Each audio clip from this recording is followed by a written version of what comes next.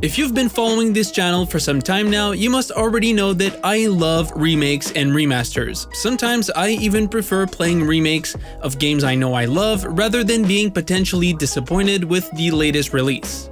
In fact, I'd rather see Ubisoft remake Splinter Cell and Prince of Persia than do another open world game with towers and outposts. And right now we live in the golden age of remakes. From Resident Evil to Final Fantasy, classic games are lucky enough to receive a second life nowadays. And if you don't like this trend, get ready to suffer because it is far from over.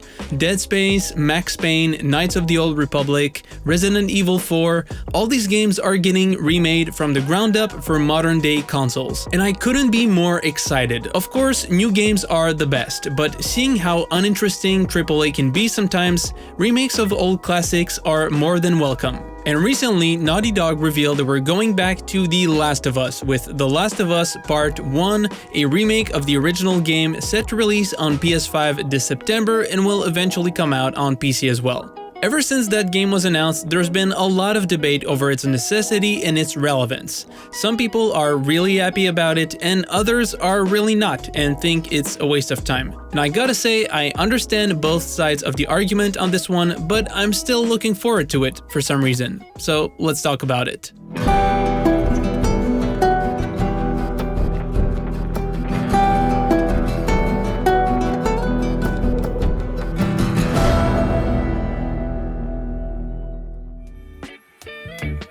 First of all, how does this remake look? Because whether you like it or not, this game exists no matter what we're gonna say about it, so let's try to look at it for what it is without judging its mere existence. Alright, so in terms of raw graphical fidelity, I think it looks fantastic, and the upgrade is pretty much undeniable. It may not be a complete visual overhaul like Final Fantasy VII Remake, but it's still a decent upgrade in my opinion. It's basically the first game, but in the same engine as The Last of Us Part 2, which was already very impressive on PS4. That being said, there are some creative decisions, especially in the character design department, I'm not entirely sold on yet. Like Joel looking much older than he did in the original, Tess looking like a completely different character, and things like that. There are definitely some changes that I'll need to get used to, but overall I think it looks great. Of course, remaking a game isn't just about improving the visuals. The Last of Us Part 1 will also implement modernized gameplay, improved controls, haptic feedback, and adaptive triggers. So this remake will most likely play a lot like the sequel, and for me, this is a good thing because the gameplay in that game was simply spectacular, and being able to control Joel with as much freedom as we got to control Ellie sounds amazing to me. One thing I'm not a fan of though is the price point, because as much as I'm legitimately excited for this, I find it very hard to justify, especially without the multiplayer component of the original game. When you look at the monumental difference in something like Resident Evil 2, it's easy to understand how the remake could be $70 because it's like a brand new game. In the case of The Last of Us though, I think we'll have to wait and see if the changes are substantial enough to make it worth it, but I do believe that bringing the gameplay of the sequel into the original could be a game changer. Which brings me to my next point. When does a remake become necessary? In my opinion, the only games that truly need to be remade are classics that are pretty much unplayable nowadays for different reasons like accessibility, frame rate, controls, or even graphics. Going back to Resident Evil 2, I think this is the perfect example of the kind of game that deserved a remake. Playing the original game in 2022 is a fairly unpleasant experience, from the tank controls to the fixed cameras, the questionable writing, and the pixelated visuals. Resident Evil 2 is a game that definitely shows its age. Of course, there is some kind of nostalgic charm to these old mechanics and visuals, but from a modern-day perspective, and especially from the perspective of a newcomer, the game's numerous qualities are actually in the shadow of these outdated elements and might prevent players from enjoying it, or even worse, from actually playing it. which would be a terrible shame because Resident Evil 2 has some of the best level design I've ever seen and remains a masterclass of survival horror. In that case, remaking this game was more than just a good business move, it was an act of historical preservation, a way to keep a classic game alive in the minds of new players. Obviously, remasters also exist, but some games do need more than just a boost in resolution to remain up to date. So what about The Last of Us, a game that came out on the PlayStation 3 and got remastered on the PS4?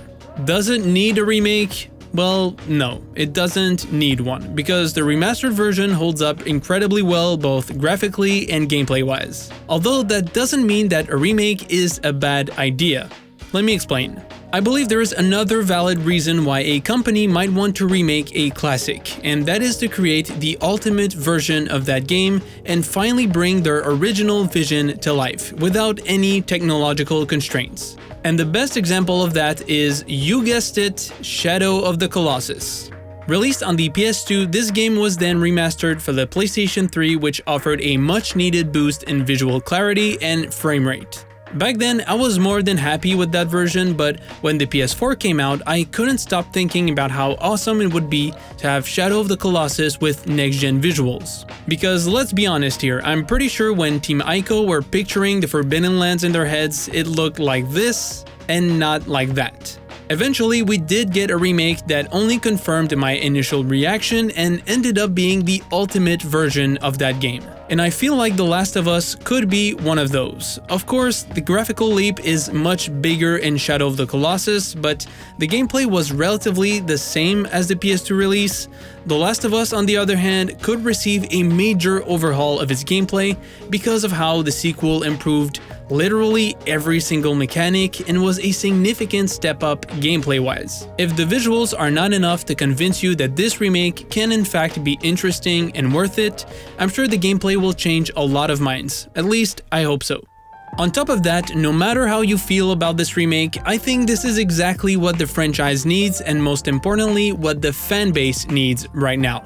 As you know, The Last of Us Part 2 was incredibly divisive because of its story. But if there's one thing that every Last of Us fan can agree on is the fact that the gameplay was freaking amazing.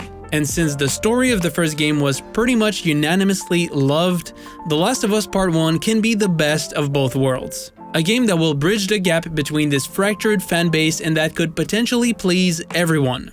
As someone who wasn't a fan of the story in the sequel, this remake just sounds like the perfect opportunity to relive this beautiful story I fell in love with almost 10 years ago, but this time in its complete and ultimate form. I believe that every company should have the chance to do something like this. I mean, if they have the time and resources to do so while still producing original content, which seems to be the case with Naughty Dog, why not? Being able to revisit an idea and truly make the most of it with new knowledge and technology is something that I'm sure a lot of creators would love to do. Nevertheless, I'd be lying if I said I wouldn't prefer a Jack Trilogy remake, but I guess Last of Us will do for now. Thank you so much for watching, I hope you enjoyed this video. If you did, please drop a like, subscribe to the channel for more, and you can also follow me on Twitter. Currently, there are rumors surrounding some kind of potential PlayStation event next week, so if something interesting happens, I'll most likely do a video about it. Otherwise, I want to talk about two of my most anticipated games right now, Evil West and Callisto Protocol. That's pretty much it, and I'll see you guys later.